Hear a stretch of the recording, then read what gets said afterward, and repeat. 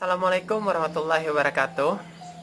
Halo sahabat Afika Garden, terima kasih masih mengikuti channel ini. Jadi hari ini kita berencana membahas tentang rumput. Ini beranjak dari request salah seorang kerabat. Bahwasannya pertanyaan beliau adalah apa perbedaan antara padi, bambu, dan rumput. Jadi mungkin lebih lengkapnya seperti ini pertanyaannya. Maksudnya ini kita sendiri yang melengkapi. Sebenarnya kalau ingin lebih lengkap, beliau ingin bertanya apa perbedaan antara padi, bambu, rumput, jagung, tebu, dan sereh. Nah, barangkali itu yang ingin ditanyakan. Karena apa? Karena tidak dipungkiri, sebenarnya mereka itu mirip. Benar ya? Mirip. Nah, dalam ilmu biologi, khususnya taksonomi atau klasifikasi, ada kaidah bahwasanya kemiripan pada makhluk hidup itu menyatakan bahwasanya mereka memiliki kekerabatan dan otomatis berada dalam suatu kelompok yang sama. Nah, sekarang apa kelompok yang menaungi keenam tumbuhan yang kita bahas tadi? Nah, ini dia. Untuk membahas hal tadi, kami sudah menyiapkan beberapa benda di sini. Lebih tepatnya beberapa bagian tumbuhan. Kelompok pertama itu adalah ini, bunga dari beberapa jenis rumput yang kami kumpulkan di sekitar rumah. Kemudian kelompok kedua itu ada dua tumbuhan rumput selengkapnya. Yang ketiga itu adalah beberapa sampel daun. Yang pertama itu daun rumput. Nih, daun rumput. Kemudian ada daun ilalang. Ilalang juga rumput. Kemudian ini ada daun tebu, tapi anakan tebu, makanya agak kecil. Selanjutnya ada potongan daun, ini daun bambu aur, ini daun bambu talang. Baik, kita lanjutkan pembahasannya, rekan-rekan.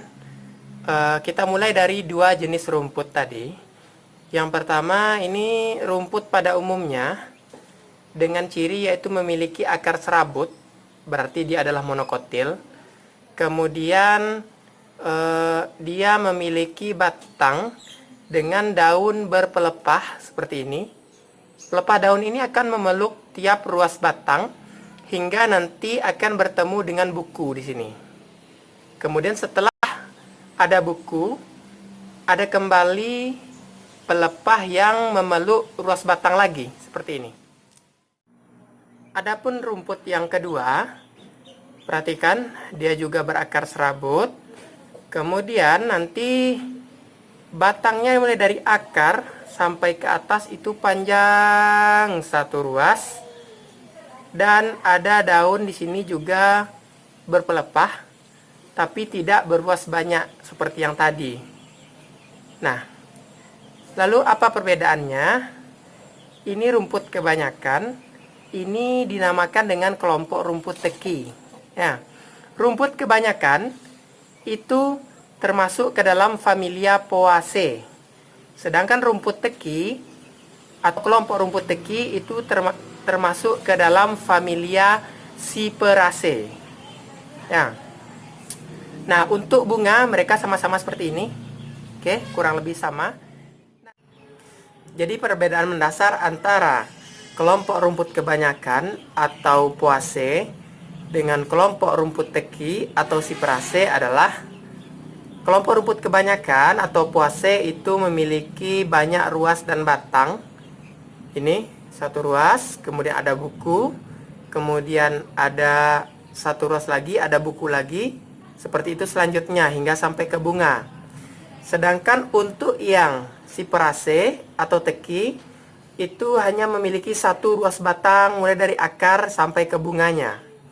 Kemudian perbedaan keduanya adalah terletak pada bangun batangnya. Jika kita potong secara melintang, untuk kelompok teki atau Cyperaceae, mereka akan memiliki bentuk bangun segitiga dengan sudut yang cukup jelas.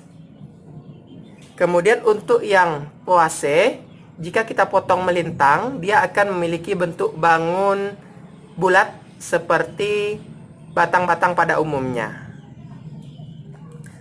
Nah, demikian berarti ada dua kelompok rumput. Yang pertama Poaceae, rumput kebanyakan yang batangnya bulat. Kemudian kelompok Cyperaceae atau kelompok teki dengan batang bentuk segitiga. Nah, sekarang kita kembali kepada pembahasan utama. Apa perbedaan antara rumput dengan padi, bambu, sereh, tebu, dan yang lainnya? Ternyata padi, bambu, sereh, tebu, ilalang, jagung, itu mereka semua masuk ke dalam kelompok Poaceae atau rumput kebanyakan. Nah, mari kita tengok penjelasannya. Pertama, kita lihat dulu ciri-ciri dari Poaceae secara umum. Tadi sudah kita bahas sedikit. Dia memiliki akar serabut, menandakan bahwasanya Poaceae termasuk ke dalam kelompok monokotil. Maka semua tumbuhan tersebut termasuk ke dalam kelompok monokotil, termasuk padi dan bambu, seperti yang ditanyakan oleh rekan kita. Yang kedua, kelompok Poaceae memiliki ruas batang yang banyak. Ini salah satu contohnya tadi. Kemudian contoh kedua ini, tebu. Lihat, buku, ruas, buku. Nah, seperti itu. Nah, ini contoh pelepah tadi yang menutupi tiap ruasnya. Kemudian untuk dari segi daun, kita ada punya beberapa contoh daun. Untuk tumbuhan rumput-rumputan tadi, semuanya, mereka memiliki bentuk daun yang pertulangannya sejajar, menandakan dia monokotil juga. Jadi pertulangan sejajar itu adalah seperti ini. Ini daun ilalang. Ada tulang daun lurus, kemudian diikuti oleh pertulangan kecil yang menyamping. Pertanda bahwasanya dia sejajar jika kita belah seperti ini. Dia tidak akan tersobek, akan terbentuk seperti bilah-bilahan. Ini tidak bisa kita lakukan pada daun mangga. Ya. Kita contohkan satu lagi, ini daun dari bambu talang. Kemudian ini daun dari tebu kecil.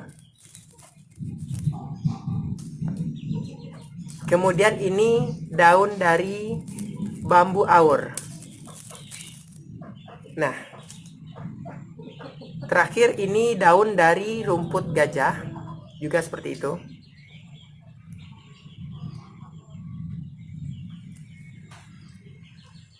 Dan ini ada pelepahnya. Jadi pertulangan daun sejajar dan memiliki pelepah, itu ciri dari tumbuhan dari kelompok Poaceae. Padi juga seperti itu. Selanjutnya, ciri dari kelompok Poaceae atau rumput-rumputan pada umumnya tadi memiliki bunga berbentuk malai. Setidaknya ada beberapa contoh. Yang pertama ini, bentuk malai. Ini mengingatkan kita pada bunga padi atau buah padi. Dan juga buah jagung yang di puncak. Bukan yang berbentuk tongkol ya. Yang tongkol itu istimewa, berbeda. Untuk yang bunga yang mirip dengan ini, bentuk malai, itu bunga jagung yang jantan, yang di atas. Seperti ini. Padi juga seperti ini. Kemudian ini, mirip juga, bentuk malai. Ini, salah satu rumput, seperti ini juga. Nah, ini agak berbeda, tapi masih bentuk malai, tapi memanjang. Ini ilalang dan kawan-kawan seperti ini. Bagaimana dengan bunga tebu dan bambu? Bunga tebu dan bambu juga seperti itu. Berbentuk malai memanjang, cuma mungkin kondisi daerah tempat kita berada itu tidak memungkinkan untuk membuat tebu dan bambu berbunga. Ya. Seandainya tebu dan bambu berbunga, maka bunganya akan berbentuk malai, mirip dengan bunga-bunga yang seperti ini tadi. Nah,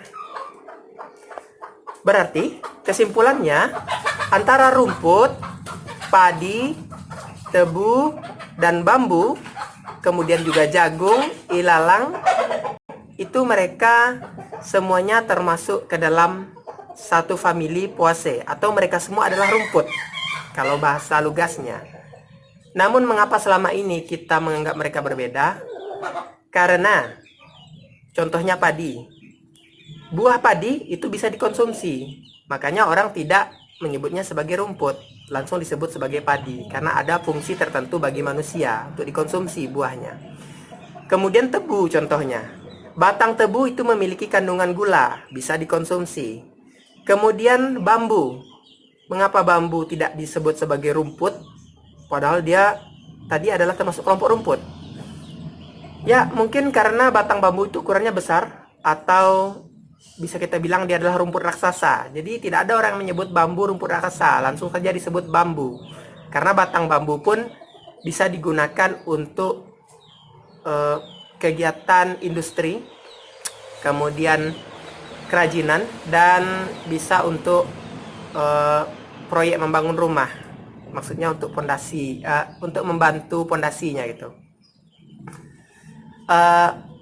Untuk lebih jelasnya, sekarang lihat penjelasan yang terdapat di slide selanjutnya. Kita akan lihat pengelompokannya, di mana letak perbedaannya. Jadi kalau mereka terdapat dalam famili yang sama karena ciri-cirinya sama, mesti ada perbedaan. Maka perbedaan itu setidaknya terdapat di dalam tingkatan di bawah famili, yaitu subfamili. Nah, perhatikan slide berikut ini. Jadi dalam kelompok tumbuhan monokotil terdapat suatu ordo yang disebut dengan ordo Poales, di mana ordo Poales mengandung familia Cyperaceae dan Poaceae. Familia Poaceae memiliki beberapa sub, di antaranya Oryzoideae, Chloridoideae, Bambusoideae, dan Panicoideae. Padi atau Oryza sativa merupakan contoh spesies yang berada dalam subfamilia Oryzoideae. Rumput belulang atau Eleusin indica merupakan contoh spesies dalam subfamilia Chloridoideae. Subfamilia Bambusoideae memiliki contoh bambu talang dan bambu aur. Sedangkan subfamili Panicoideae memiliki lebih banyak contoh, yaitu tebu, serai, rumput gajah, ilalang, dan jagung. Nah, setelah melihat penjelasan tadi, semuanya cukup jelas. Sering kita mendengar ada fenomena mengatakan, tolong cabut rumput itu. Itu tidak sepenuhnya benar.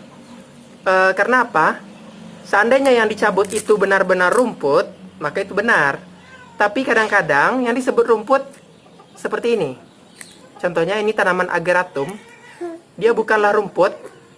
Dia adalah tanaman yang berakar serabut.